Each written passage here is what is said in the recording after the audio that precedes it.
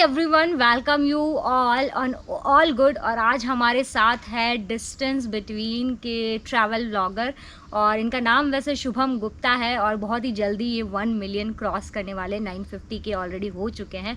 तो आज हम जानेंगे इनकी जर्नी के बारे में, इनके एक्सपीरियंस के बारे में और इनको क्या पसंद है क्या नहीं पसंद है। अगर आप यूट्यूब चैनल ओपन करना चाहते हैं तो क्या टिप्स है, सारी डिटेल्स मिलने वाली है इस वीडियो में। तो वीडियो का एंड तक देखिएगा। बाकी हम इनसे बातचीत शुरू करते हैं।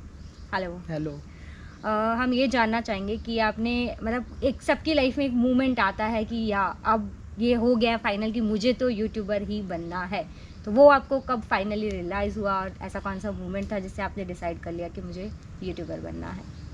एक्चुअली मुझे तो मालूम भी नहीं था कि यूट्यूबर टर्म क्या होता है या व्लॉगर टर्म क्या होता है। ये स्टार्ट हुआ कुछ यूं ही कि मैंने एक बार जस्ट एक ट्रिप की बाहर की और उसके बारे में फ़ॉरेन ट्रिप की थी अपने सैलरी के पैसों से जो थोड़े बहुत थे। और फिर उसके बाद मुझे उस ट्रिप में काफ़ी परेशानियां हुई, मतलब गूगल से अलग अलग जगहों से मुझे इन्फॉर्मेशन लेनी पड़ी। तो फिर उसके बाद मुझे पता चला कि कई सारी चीज़ें होनी चाहिए, कहीं पर होनी चाहिए एक जगह पर, जिससे सभी को पता चल सके। तो हुआ कुछ यूँ, फिर उसके बाद मैंने थाईलैंड की ट्रिप थी, वो थाईलैंड ट्रिप में करके आ गया किसी तरह, पूरी इन्फॉर्मेशन इधर उधर से उठा के गूगल से करके। फिर मुझे लगा एक वीडियो बना देनी चाहिए जिससे लोगों को परेशानी ना हो, क्योंकि वो नीड है, ज़रूरत है। तो मैंने बना दी एक जगह की, लोगों ने उसे पसंद किया और वो जस्ट मैंने अपने होम टाउन में खड़े होकर एक जगह बना दी थी और इन्फॉर्मेशन दी थी, वो पसंद आई। तो फिर मैंने दूसरी भी बनाई, फिर तीसरी, ऐसे करते करते करते मतलब कम से कम 20-25 वीडियो बना डाली। फिर उसके बाद भाई चैनल भी अपने आप मोनेटाइज हो गया और फिर लगा कि अब जाना चाहिए जगहों पे, तो जाकर शुरू किया। तो फिर तब से जर्नी चली जा रही है, यही है। तो अब मैंने डिसाइड किया कि थोड़ा सा वॉक करते हुए नेचर के बीच में थोड़ी सी बातचीत हो जाए। तो बहुत से लोगों का ये क्वेश्चन होता है कि भाई यूट्यूब में कमाई है कि नहीं, कुछ कमाएंगे भी कि फ्री में बस घूमते घूमते लोगों को दिखाते रहेंगे। तो एक्चुअल में कमाई है या नहीं, वो हम आपसे जानना चाहेंगे। बिल्कुल, ये बहुत, और कमाई है तो कितनी है, कितना घर का खर्चा चल सकता है, क्या हम लग्जरी अफोर्ड कर सकते हैं, सारी डिटेल। बहुत इम्पॉर्टेंट क्वेश्चन ये पूछा है। जनरली लोग बहुत क्यूरियस होते हैं, क्यूरियोसिटी होती है इस बात का आंसर जानने के लिए कि कितना कमाते हैं और क्या इससे फुल टाइम किया जा सकता है कि नहीं। पहले था कि आप पार्ट टाइम कर सकते थे, लेकिन आज के डेट में ये फुल टाइम बन चुका है एक तरह से। और काम अगर आप सोचते हो कि बस यूं ही हो जाएगा तो भाई बहुत इजी मनी है, तो ऐसा नहीं है। इसमें एक फ़ायदा होता है जो मैं आपको बता दूं कि आप अपने मन के मालिक होते हैं, आप किसी की नौकरी नहीं कर रहे हो और आप अपने हिसाब से थोड़ा सा, पूरी तरह से ये भी मैं नहीं कहूँगा कि पूरी तरह से चला रहे हो, क्योंकि एक समय के बाद रिस्पॉन्सिबिलिटी आ जाती है। आज मैं अगर वीडियो डालना बंद कर दूँ 10 दिन 15 दिन, तो वो कहीं ना कहीं मुझे अंदर से फील होने लगेगा कि यार डालना चाहिए वीडियो, नहीं तो चैनल डेड होने लगेगा। तो ये सारी रिस्पॉन्सिबिलिटी आ जाती है, तो उससे प्रॉब्लम होती है। अब बात करें कि अगर पैसे की, तो अर्निंग इतनी होती है शुरुआत में आपको नहीं होगी, शायद आपको 6 महीने या साल भर या फिर ज़्यादा भी स्ट्रगल करना पड़ेगा अपने कंटेंट को लेकर। और कंटेंट भी अच्छा होना चाहिए, उच्च क्वालिटी का होना चाहिए। तो ये बहुत ज़रूरी है। और पैसे तो आते हैं, अगर आप साल 2 साल मेहनत कर रहे हो और अच्छा काम कर रहे हो, टाइम लगता है, टाइम टेकिंग होता है, लेकिन पैसे आते हैं। और इतने आते हैं, यूट्यूबर एग्जैक्ट इनकम नहीं बता रहा है इतने आते हैं कि आप अपना घर चलाने से लेकर अपनी जो बहुत ऊंचे शौक, अगर आपने, क्या चैनल बहुत चल गया तो भाई बहुत ऊंचे शौक भी पूरे कर सकते हो। पर एक अच्छे शौक जो होते हैं, जो आपकी जेन्युइन चीज़ें हैं, वो चीज़ें आप कर सकते हो। आप एक अच्छा घर बना सकते हो, एक अच्छा फ्लैट भी ले सकते हो। इस तरह का एक आइडिया मैं दे सकता हूँ। और बहुत से लोग, एक मॉनेटरी टर्म में भी बता देता हूँ, बहुत से नॉर्मल यूट्यूबर आज की डेट में 5-6 लाख कमा रहे हैं, चाहे वो 1 मिलियन पे हो, 2 मिलियन पे हो, तो 5-6 लाख रुपए महीने तक की अर्निंग कर रहे हैं। तो ऐसे भी चैनल्स हैं। और बाकी अब आप ऐसे समझ लो कि अगर जो 10 मिलियन या 20 मिलियन पे हैं, वो कितना कमा रहे होंगे। आइडिया आप खुद लगा सकते हो, मल्टीप्लाई करना, मैथ्स आप जानते हो कि किस तरीके से फ्री में या बजट फ्रेंडली या फिर बिल्कुल लो कॉस्ट पे ट्रैवल किया जा सकता है। तो कुछ ये होता है, जनरली लोग इस टर्म को बजट ट्रैवलिंग का नाम आजकल दे दिए हैं। तो बजट ट्रैवलिंग में होता क्या है, आप सबसे बड़ी चीज़ जो होती है, 2 चीज़ होती है ट्रैवलिंग में। एक तो होटल, आप कहाँ पे रुक रहे हैं, दूसरा होता है ट्रांसपोर्टेशन, एक और चीज़ होता है खाना पीना। तो भाई होटल के लिए तो बहुत से हम जैसे बजट ट्रैवलिंग वाले जो होते हैं उनको लग्जरी से कोई मतलब नहीं होता, उनको बस सोने के लिए एक जगह चाहिए और टॉयलेट्स वगैरह के लिए एक जगह चाहिए। तो उसमें सस्ते ऑप्शन हर जगह थोड़े बहुत अवेलेबल रहते हैं। तो मैंने जब स्टार्ट किया था मैंने 300 रुपये में भी रुका था, 500 में भी रुका था, और आजकल तो धर्मशाला वगैरह हॉस्टल्स वगैरह सब जगह अवेलेबल हो गए हैं। तब ज़्यादा प्रॉब्लम थी, अब कम है, तो हर जगह हर चीज़ अवेलेबल है। तो आज भी आप 500-600 रुपये में पर डे पर नाइट के लिए मिल जाता है आपको, होटल वगैरह रहने के लिए हॉस्टल मिल जाते हैं।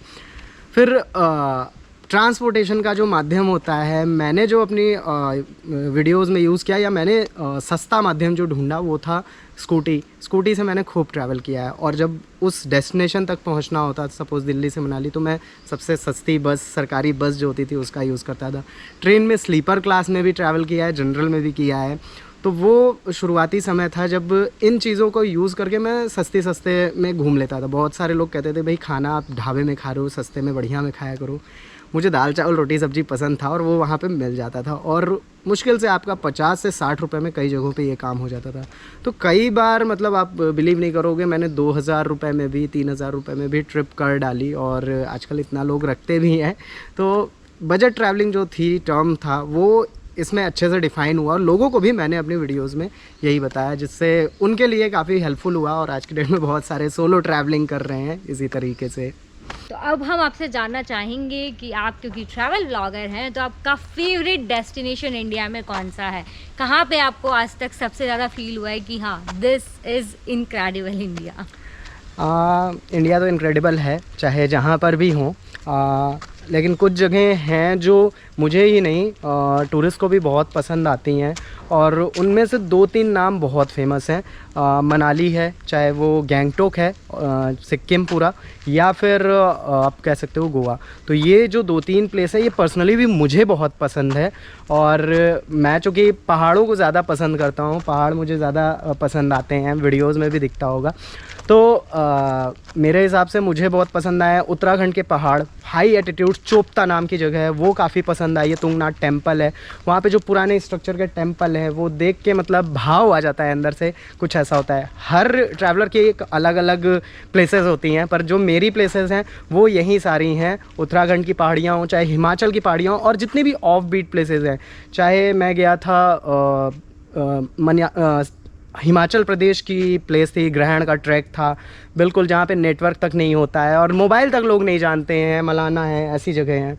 तो वो जगह हैं जो आज तक दिल में बसी हुई हैं, और लगता है कि दोबारा जाया जाए और भी अंदर तक जाया जाए, क्योंकि अभी तो बहुत सारी ऐसी प्लेस है जो बची हुई है। तो ये कुछ प्लेसेस हैं जो मेरी पर्सनल फेवरेट हैं, और भी बहुत लोगों की अलग अलग होती है, पर ये फेवरेट है मेरी।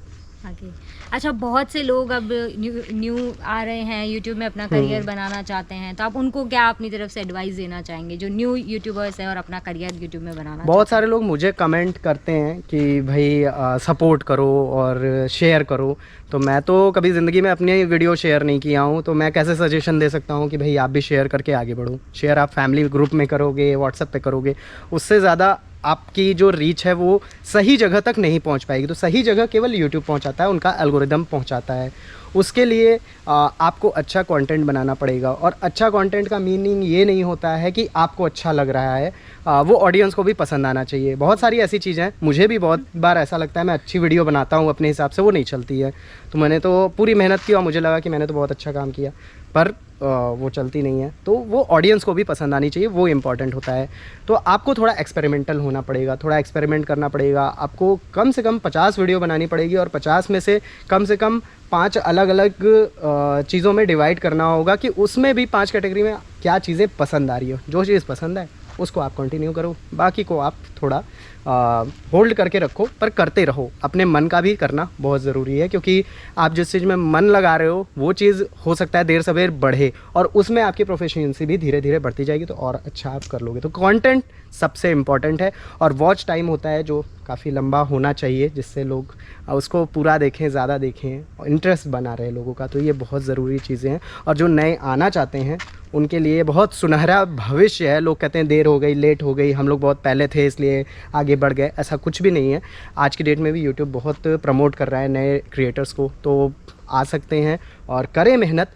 साल भर में भी रिज़ल्ट मिल जाता है, 6 महीने में भी बहुत सारे नए चैनल अभी भी लॉन्च हुए हैं और जो शायद हमसे भी ऊपर पहुंच गए हैं, तो बहुत अच्छा फ्यूचर है। ओके अच्छा, हम ये भी जानना चाहेंगे, कुछ लोग पूछते हैं कि क्या पेड एडवर्टीजमेंट करना चाहिए, क्या हमें एसईओ की हेल्प से ग्रोथ मिलती है, क्या ऑर्गेनिक ग्रोथ है, क्या इनऑर्गेनिक ग्रोथ है, यूट्यूब एनालिटिक्स कैसे वर्क करता है, क्या यूट्यूब पे क्लिक बैट वाले थंबनेल लगा देने से वीडियो चल जाती है, तो इसके बारे में आप थोड़ा एक टिप देंगे तो काफ़ी अच्छा रहेगा। मैं अपना ही एक्सपीरियंस शेयर करना चाहूँगा कि मैंने जो किया है, मैंने कभी पेड एडवर्टाइजमेंट नहीं किया, लेकिन बहुतों ने किया है। पेड एडवर्टाइजमेंट वो कर सकते हैं जब पहले आपके पास बजट होगा, तभी तो आप करोगे, और आपको कॉन्फिडेंस भी होना चाहिए कि आपके कंटेंट में दम है। वो केवल एक बार आपको पुश करता है, आपको पुश किया और अगर आप एक बार ट्राई कर सकते हो, मतलब आपने, और पैसा भी ऐसा नहीं है कि आपने 5,000 या 10,000 लगाए आप चल गए, ऐसा नहीं होता है। आपको 50,000 रुपये खर्च करना होगा और उस 50,000 के बाद दो चीज़ें हो सकती हैं, या तो वो वीडियो पे 1 लाख व्यू आ गया और वो अपने से चल रही है, और या ये होगा वो 1 लाख पे आके शायद 1 लाख 2,000 3,000 पे आके फिर धीरे धीरे चले। तो अगर उसके बाद भी वो 1 लाख व्यू के बाद अच्छी चल रही है, तो इसका मतलब ये है आप कंटेंट अच्छा बना रहे हो और वो सही रीच तक पहुंच रही है और उसको अच्छे व्यूज़ आ रहे हैं, तो आपका जो पैसा लगाना है वो सफल है। वो हर केस में नहीं है, कुछ केसेस में है, कुछ में नहीं है, तो ऐसा होता है। तो पेड एडवर्टाइजमेंट पूरी तरह से मैं सक्सेसफुल नहीं कहूँगा, 20-30% में केस में होती हैं सक्सेसफुल, लेकिन ये बात हो उसके लिए आपके पास पैसा भी होना चाहिए। और मैं शुरू में कभी सजेशन नहीं दूंगा कि आप शुरुआत में ही एकदम से पैसा लगाने लगे। कंपनीज़ होती हैं बहुत सारी जो यूट्यूब में channel as a business start करती हैं, वो लगाते हैं पैसा और उनके पास पैसे होते हैं तो वो अच्छा खासा लगाते रहते हैं। बट आप एज ए इंडिविजुअल क्रिएटर तभी लगाएं जब आपके पास बजट हो। अगर नहीं है तो आप अपने कंटेंट पे भरोसा रखें और उसको बढ़ाने पे फोकस करें। Thank you. तो ये सारे टिप्स एंड ट्रिक्स थे और सारी जर्नी थी हमने जो इनके साथ डिस्कस की थी। तो आप सभी जो है इन सारे टिप्स और ट्रिक्स के थ्रू अपना करियर भी बना सकते हैं। उसके अलावा नेक्स्ट एपिसोड में आप किसको देखना चाहते हैं वो भी हमें सजेस्ट कर सकते हैं। Thanks for giving your time. Thank you so much, बहुत अच्छा लगा। Thank you.